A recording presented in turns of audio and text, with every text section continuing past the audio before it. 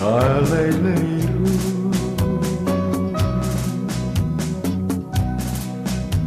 Wat lanang sejngai pi he jing mut shapi kape jing suk jing san happy ngala she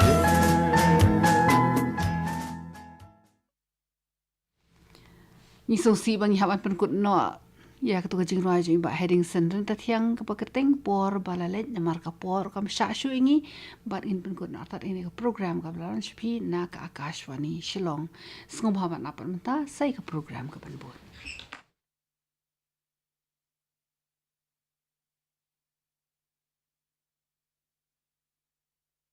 Kuble pibar ogi parok no sangap hakani ka poring kar ban nga hakani ka studio ngidon e ba blending son lingdo nong bet ibelong I senior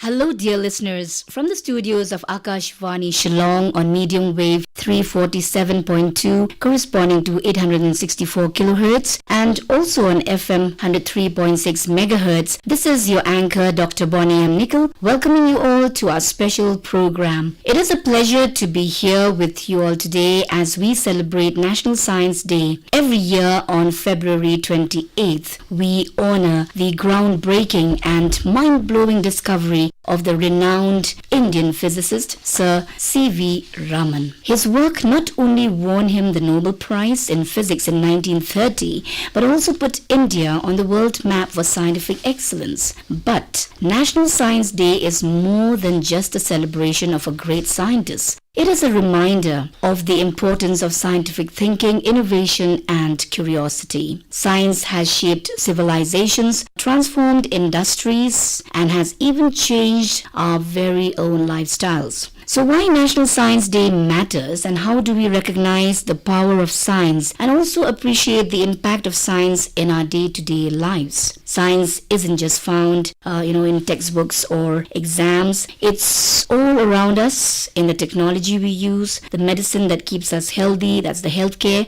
and even in the natural world that amazes us every day. And it teaches us to ask questions, to think critically, and to find solutions to the world's biggest challenges. Well, we are fortunate to have a special guest with us at our studios today. He is Professor Santaram Joshi, a gold medalist in BSc, MSc, as well as in B.Ed. He has been teaching the UG and the PG for 37 years and is currently professor in the Department of Biotechnology and also the Director of Research and Development in the Northeastern Hill University. Sir has done extensive work on environmental microbiology, written 13 books, and is also actively involved in science awareness programs. More so, Sir Joshi has been honored with Fellowship of National Academy of Sciences for work on science and society. Rightly, National Science Day also serves as a tribute to scientific achievements like you, sir, and highlights the role of innovation in shaping our future. It is my privilege to be in conversation with Sir Joshi. A very warm welcome to our studio, sir. Thank you, Dr. Nicole, for having me here. Well, getting a platform as this on National Science Day holds great significance, inspiring the young minds and fostering a love for science. I'm sure our conversation today will ignite curiosity and also encourage critical thinking, instilling the values of exploration and discovery in our listeners, especially the students, the younger generation. So, sir, at the very outset, could you brief our listeners on the significance of National Science Day? Thank you, Dr. Nicole. When we talk about National Science Day, it has become rather a key event in fostering scientific awareness, sensitization, and innovation in India. As you rightly said, it is to honor Sir C.V. Raman and the Raman effect that we know in science, and to celebrate this day and commemorate and the achievement that he had done in terms of science, we celebrate this day. And on this day, it matters a lot to us because there are a lot of aspects government underlines every year with a different theme. And first thing that we look at on this particular day when we celebrate and also go along the entire year is we honor scientific excellence. Now, this day celebrates the contribution of Indian scientists which are inspired by by the achievement of Sir C.V. Raman. That's the first important thing we do, and remind ourselves that what our great scientists had done, and we need to go along the same way. The second important aspect is, we inspire scientific curiosity. This is to encourage students to explore science and research and get into this more meticulously. And the third aspect is we look at the advancing science and technology to showcase what are the breakthroughs across various fields our scientists have done and how our science has grown. To talk about this, the most pertinent one, the recent COVID vaccine, where we could do is one of a major achievement where we bring in what our country has done and what our scientists are capable of. We also look at connecting science and society. This is to enhance public understanding of scientific progress and what is the society basically needing and what are their problems, where scientists can understand the problem and bring out certain solutions related to the societal issues. And finally, this is to strengthen research and education. This is done basically by motivating young minds to pursue STEM careers. STEM would means, we have the science, technology, engineering and mathematics career, because this is also important, because without the bench work and the science that is being taken in mainstream science, we cannot have technology developing, and human beings will not be basically benefiting out of this. So this is how it matters, and it definitely has significance in our life and the country as a whole. Thank you, sir, for giving us an overview on the significance of National Science Day. And what captures my mind is the point number 4 that you noted, connecting science and society. And I think right now we are trying to connect science and society, being on the airwaves on a National Science Day and talking about the significance of this day. We can't imagine a world, without scientific discoveries. I think it would have been so boring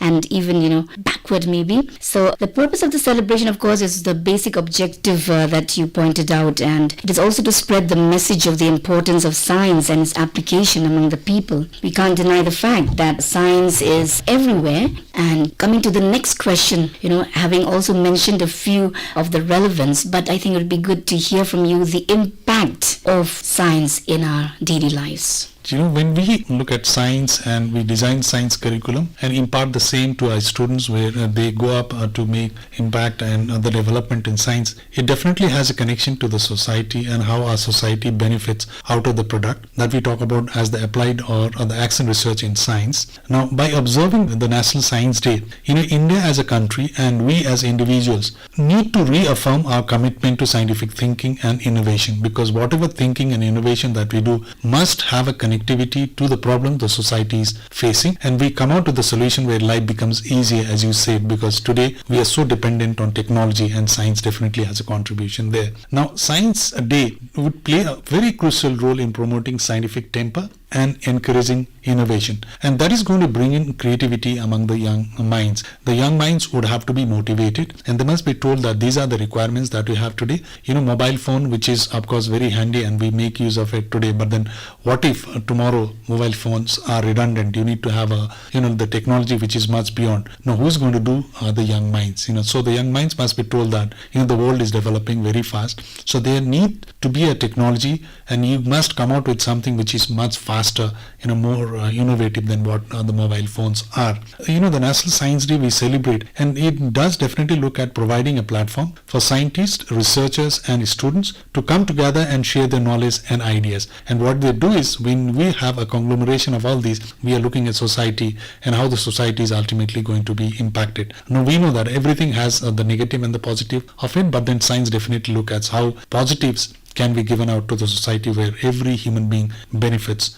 out of this. Now, this is done to spread awareness about the importance of science and how science can be applied in our daily life. And we must definitely look at this, and our youths of today would have to understand that if you want your life to be developing where it is civilization develops, science definitely comes in the forefront. Now, we must also encourage students to take up science as a career and promote scientific literacy among the general public, because unless they are interested to take up science as a career, who is going to be developing technology? And unless the technology is developed, it does not impact the human life. So there has to be a positive impact, and they are the ones. Now, it puts efforts to sensitize students on excitement in science. What is science and how does science excite? This has to be inculcated in the school student right at the beginning, so that there is awareness and they get sensitized and understand what are the opportunities and careers that are plentifully available available in science. If you look at the impact of science in our society today, let's see the impact right at the beginning of the culture, human culture or the heritage or the information that you have.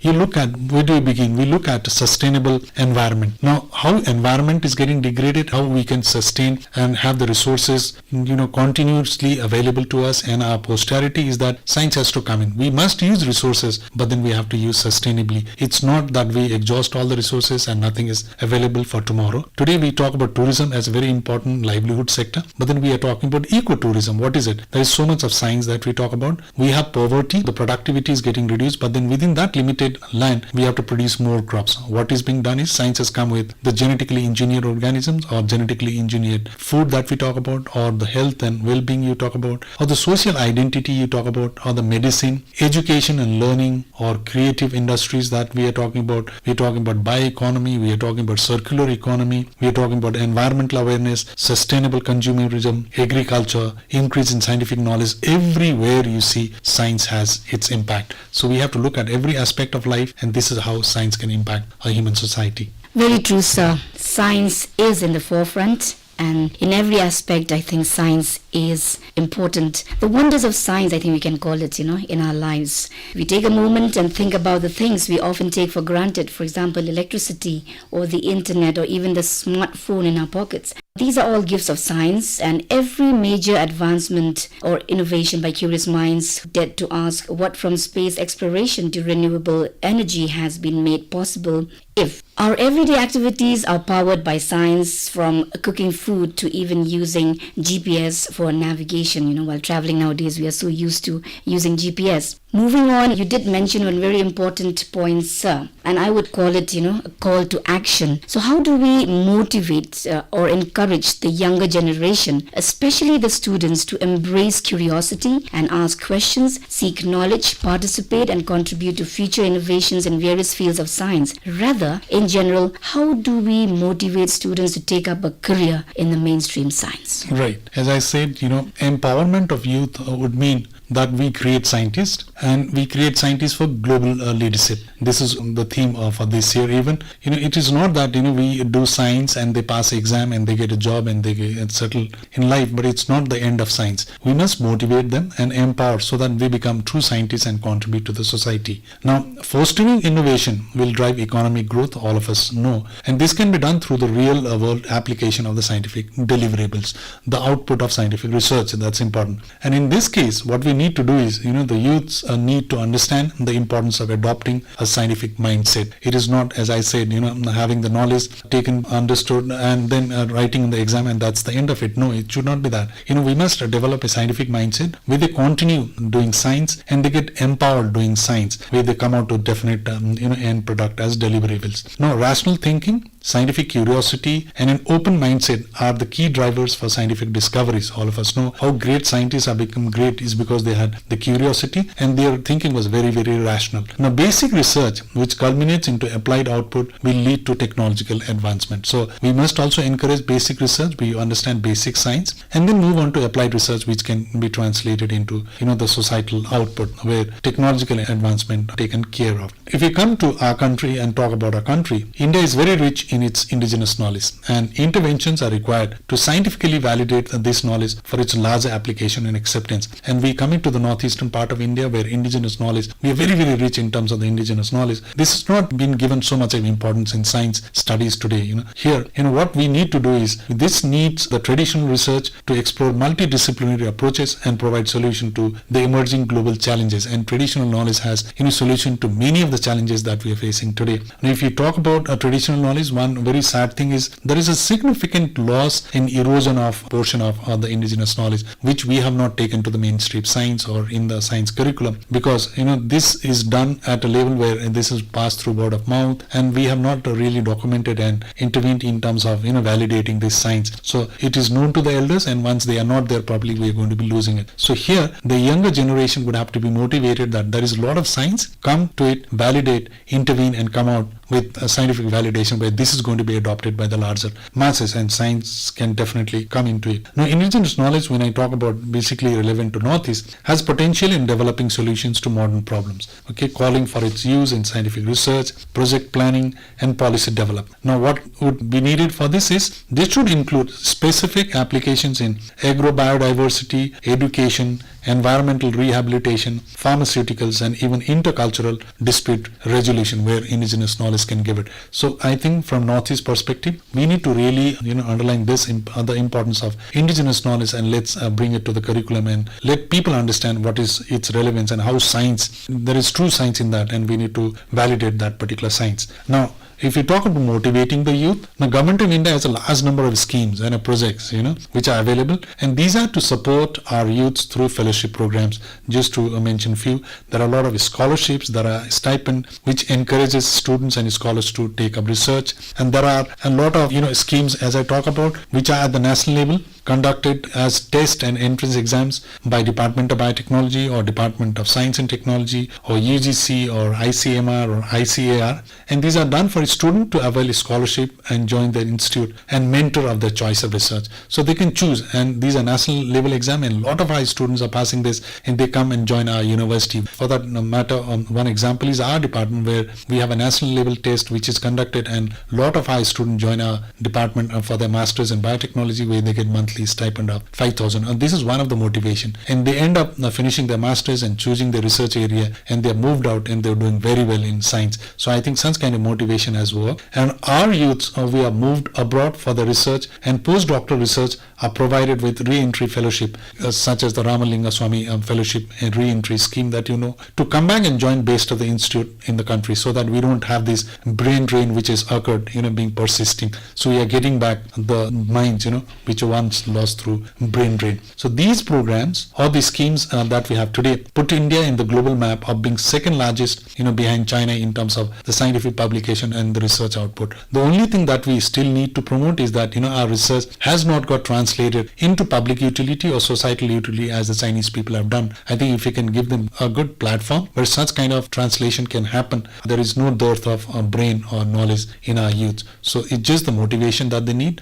the proper guidance, and streamlining what they would want to do. Schemes are there, fellowships are there, and they are going to be doing and becoming global leaders of tomorrow. Well said, sir. I think you've made some very strong points and encouraging. I'm sure this will continue the legacy by exploring the mysteries of the world, developing new technologies, and also solving the problems that humanity faces today. So what is your personal observation, sir, on the latest trends we see in the present generation as far as science and technology has had its influence? See, if we talk about present generation and the influence of science, mostly we talk about technology per se, but it's not only the technology, but we'll look beyond that, and where we say science does not have or is not having a good impact on the youth. People are talking about technology or mobile phones or the laptops. That's not the end of science. Science has given us, as I give you the example, that just imagine that the COVID was persisting, that little small virus has threatened the world, and if vaccines had not come out on time, what would have happened?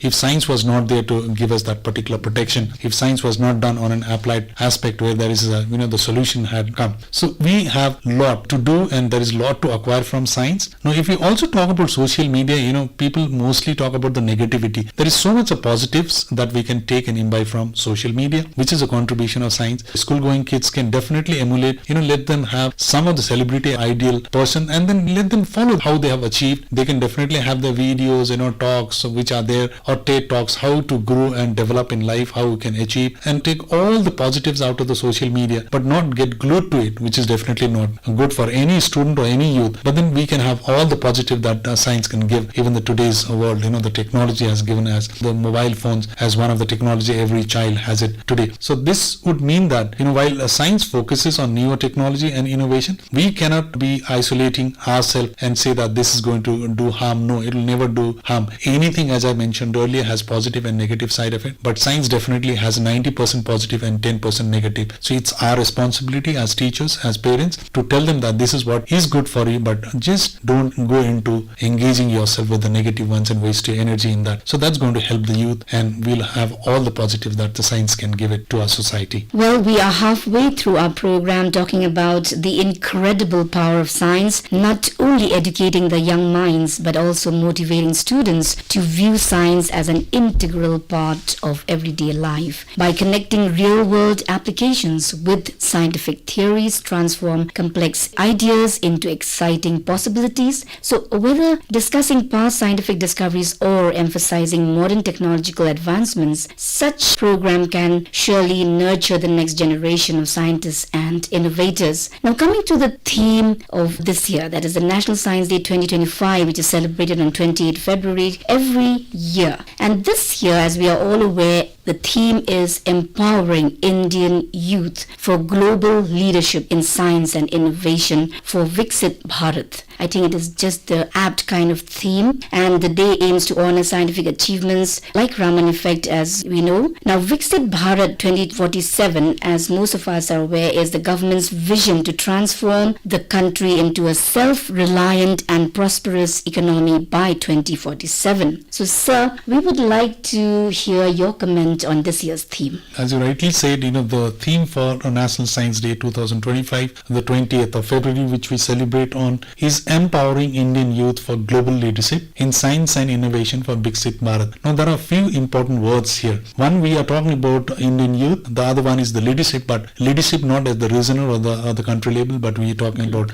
global leadership, and that also in science and innovation. So there is, when you have innovation, there is technology, newer things that are going to be developing, and this would help us to become developed India, the Viksit Bharat that we talk about. And if you see our, students or scientists who have moved out for their research, you look at any of the major companies where they are leading, any of the major scientific findings or the discoveries or inventions that you talk about, Indians figure in every aspect of scientific invention, discoveries and interventions that has helped the humanity. The question is, why is it that they are moving out? Is, the present government has definitely taken a lot of policies, and there are a lot of reforms that is being done. Is that the opportunities and the platforms are being given within the country so that we retain the best of the minds and also have more minds coming into it, so that anything that they want to have in terms of the facilities or the gadgets or the technology or the equipment are available within the country, and they are put to the best of the mentors, and they produce what they have been doing outside. And this is how our country would continue to benefit, and we become the leaders by 2047. This is the idea, and this is achievable.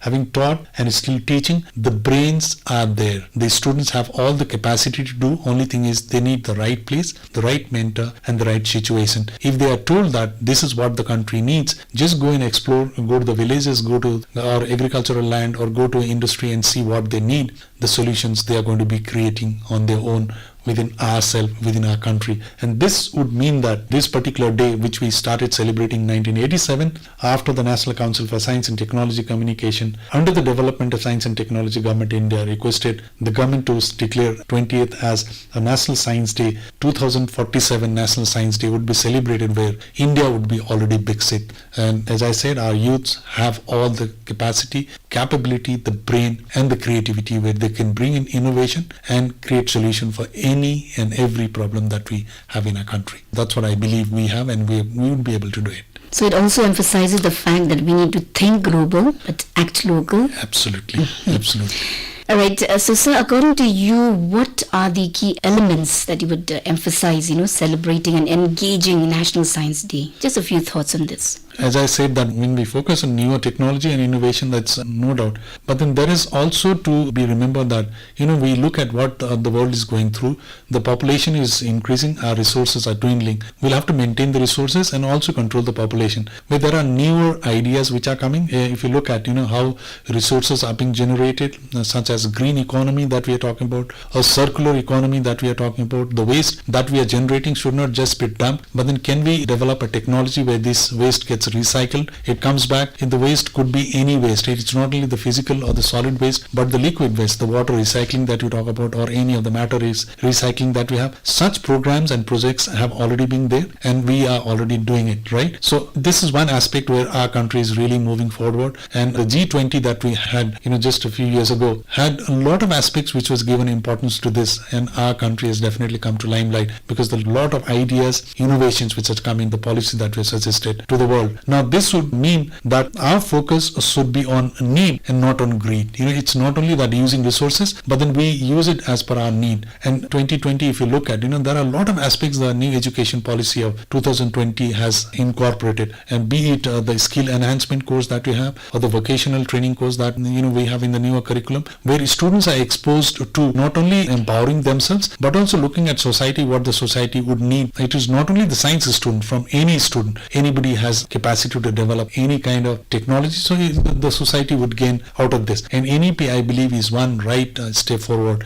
in providing students with such opportunities. Sir, you did mention one of the points of the significance of observing National Science Day as strengthening research and education, and that is when we can motivate young minds to pursue STEM careers. And at this juncture, could you share your contribution in the research and development, maybe with special reference to your very own area of environmental microbiology? I'll just begin is, as you said, the observance of National Science Day, the very theme which is also being borrowed this year when we talk about empowering Indian youth is indigenous technologies for Viksit Bharat. And what is features on is India's scientific progress. We have really not highlighted how progressive we've become. There is industry, academia, collaboration, emerging technologies in the welfare of human, and also transformative potential of artificial intelligence and machine learning, where artificial intelligence is really develop in the coming days. Now, there has always been a growing relevance of science and technology to our society in every sphere of life, be it daily needs or luxury or entertainment. There is also a need for a stronger collaboration between the progress in scientific research with the industry, because what we talk about in higher education is the startups and connecting our startups to the industry so that they get translated. This is where the institution of higher learning has to really focus on now. We have the incubator cells where a student come out and develop a technology where they put it in the next level so that it is taken up by the industry. Now such collaborations are expected to not only accelerate our scientific progress, will help us to create immediate solutions to human problems. But these problems that we talk about at the level of research, what we do at the university, if you talk about my contribution, is that we have looked at the local resources which are there. For example, I work a lot on the local traditionally fermented foods like turumba and tunta. Now we go to the multinational companies and we buy yogurt and Yakult where they say this is rich in probiotic and it's going to really improve your gut health. But let me tell you, we are now talking about science. Turumba has such probiotics which are more effective than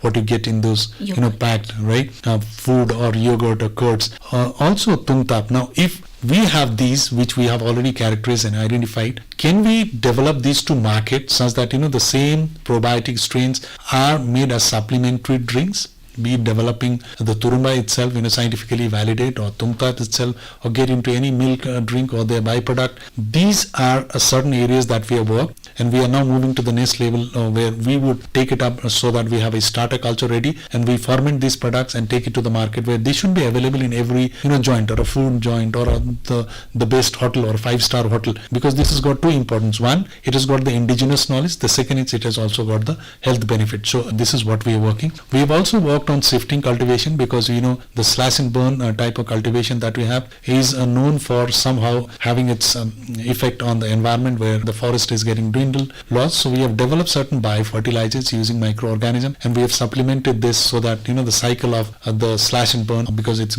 tremendously reduced, the productivity of the land has improved by incorporation of these biofertilizers. We have also worked on coal mine, because the bioremediation that we have developed, the technology where pH is so very high, in terms of acidity, which is so very high. So we are trying to improve on the acidity, and one day we look forward to transferring this into a pilot plant in such areas. So these are a smaller contribution that we're making in our own area, but the idea is that, as you rightly said, think locally, but we'll have to act globally so that we transfer this for human benefit. Thank you, sir. Very interesting findings, and I'm sure there will be many more in the years to come. Well, we've almost come to the wrap-up of our very interesting scientific conversation. And before wrapping up, we look forward to a piece of advice from our resource person for our dear listeners. Yeah, I think advices I'll talk about young children, school children, will get motivated and come to mainstream science. Although the professional courses will give you a job, that's okay. Mainstream science also is well paid, and the satisfaction that you get in terms of doing research and developing something for the society, where you see your technology being used by the society, will give you immense satisfaction that you're going to be enjoying, and it will motivate you to do further. So mainstream science today has a lot of scope, opportunities, avenues. So come join science and do mainstream science, do research, and this is where you're going to be developing yourself, your society, your state and the country, and you become a global leader where the human society will gain out of your contribution. That's my advice to young minds. Thank you so much, sir, for that very inspiring and motivating piece of advice, especially for the young minds. That brings us to the end of our conversation, dear listeners. As we celebrate National Science Day, let's not just remember the scientists who came before us.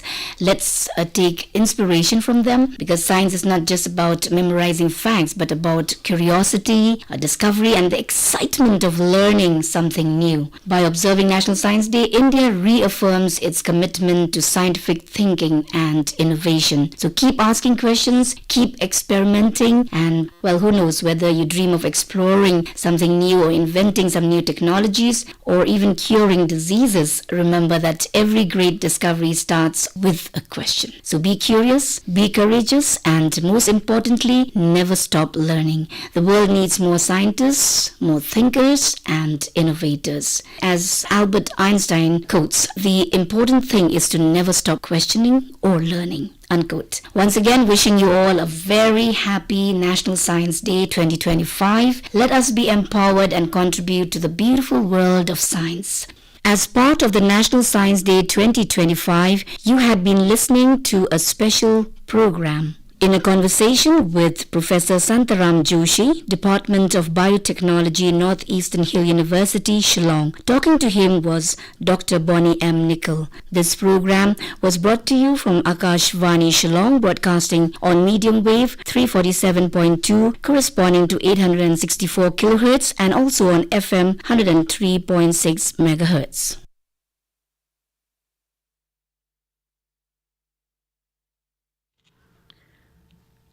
This is Akashvani Shillong, broadcasting on FM 103.6 MHz and on 347.2 meters medium wave, corresponding to 864 kHz, and live streaming news on air app.